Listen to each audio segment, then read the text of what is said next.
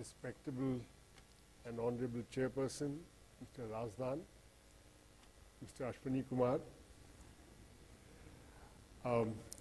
First of all, I'd like to say that I'm honored to be invited to speak to such an august gathering. I'm almost brand new in this assignment, so every word spoken here and every discussion is like a mine, gold mine of information, and I'm very happy to be participating in this discussion here today. I have a small presentation on the situation in Punjab. I'll run through it quickly and then we can discuss the issues which are being raised.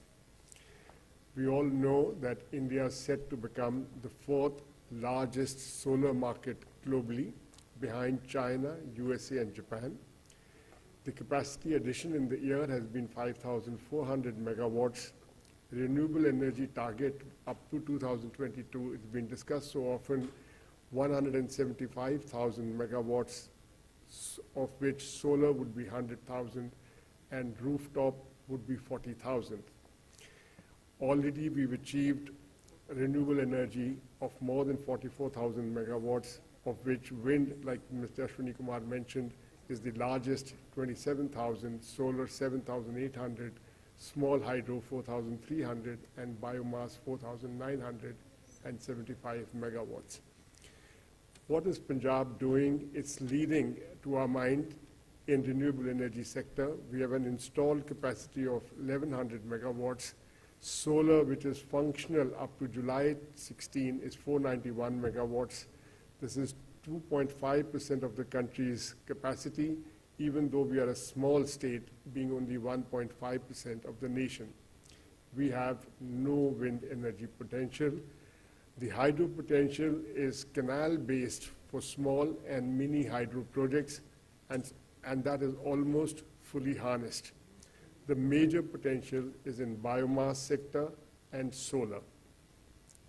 This is a mini hydro project at Kanganwal. It produces 1.3 megawatts of power. We've set up a waste cattle dung plant in September 2004. It's running very well. It's at Ludhiana. There's a dairy complex, large number of animals, lot of waste, and it's producing power.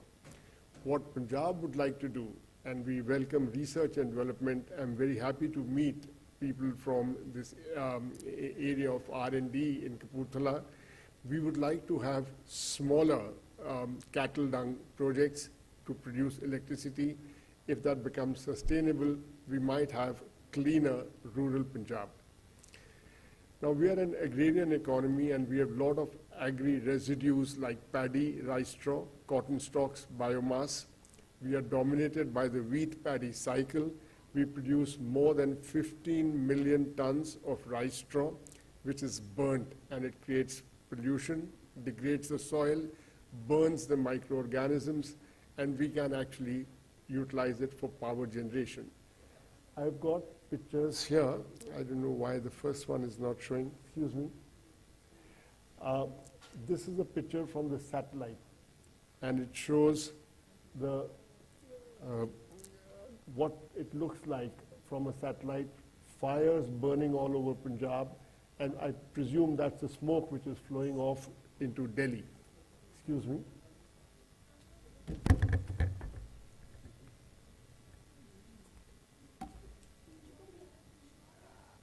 I have another slide which shows, how they burn the paddy in the fields. For some reason, it's not coming. I don't know if there's a computer person.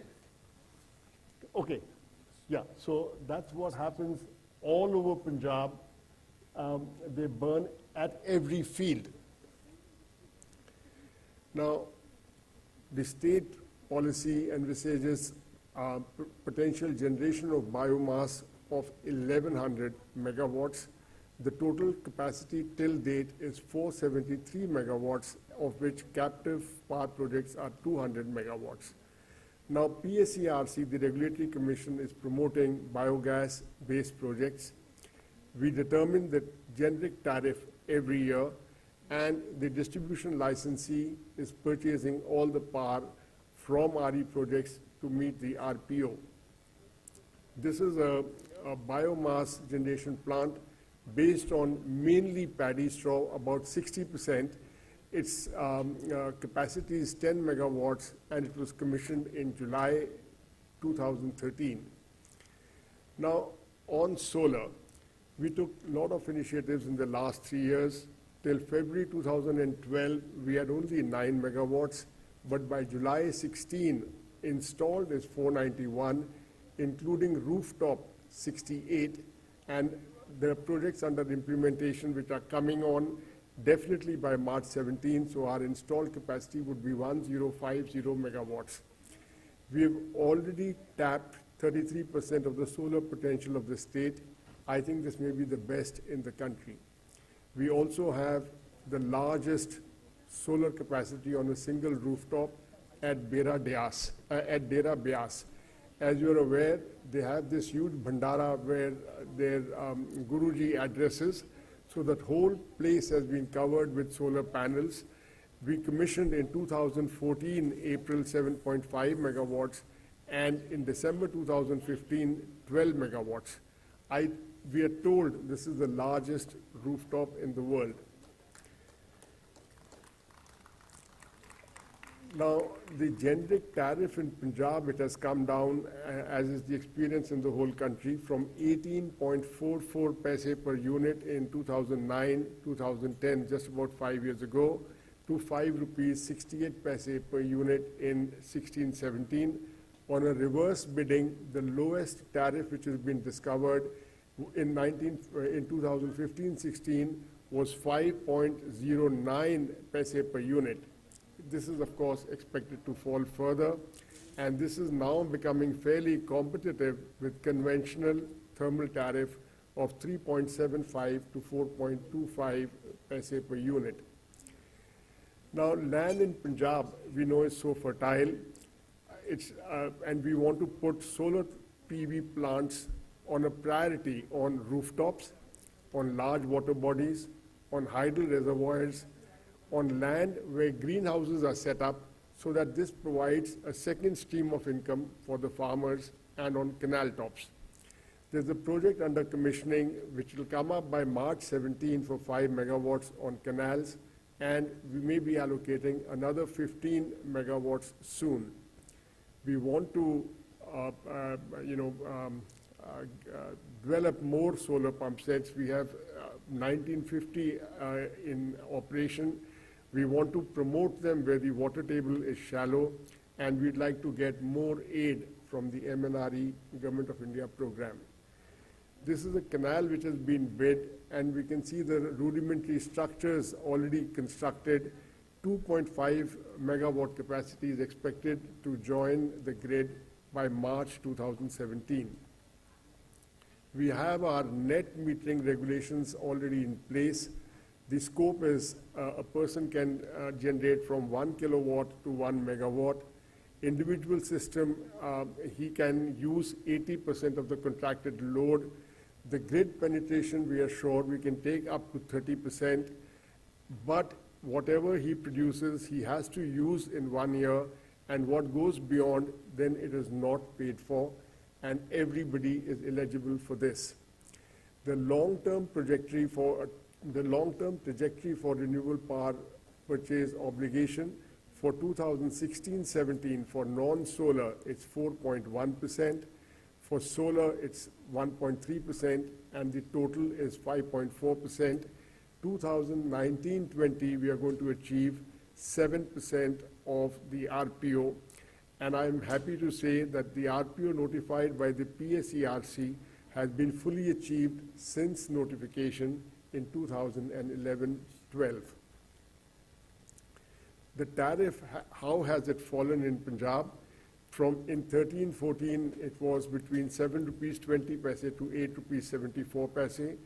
Next year, it came down from 688 to 772. Rooftop in 14-15 was 757 to 7.72. And in the financial year 15-16, like I said, from 5.09 paise to 5.98 paise is the tariff which has been discovered. Now, there is this bridge to India, it made a survey and it gave rating for ease of doing business. It felt that Tamil Nadu, Karnataka, Maharashtra were not very good. Punjab was better, but even better were Rajasthan, Telangana, Andhra, and Madhya Pradesh. Now, the factors which they looked at was the ease of doing business, and it covered a lot of categories which included land acquisition and conversion, transparency and predictability of policy, and the approval process. Now, what is the way forward? By way of ease of doing business, we feel Punjab is one of the best states, ranks better than Tamil Nadu, Karnataka, Maharashtra, is marginally behind Rajasthan, Andhra Pradesh, and MP. We strive to be #1 in the ease of doing business. And at the Regulatory Commission, we are making efforts to simplify tendering, to simplify allocation, to provide grid connectivity to the RE, including the solar projects. The State Regulatory Commission is fully geared to harness the renewable energy potential, which will contribute towards the national agenda of clean and green power. Thank you.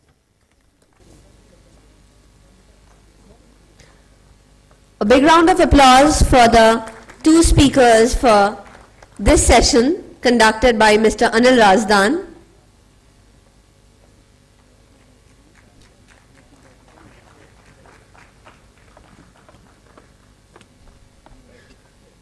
With that, we come to the very long first day of this 3-day conference. I would request all of you to come on time tomorrow. We will start the quiz at 9 o'clock and the regular sessions will start at 9:30.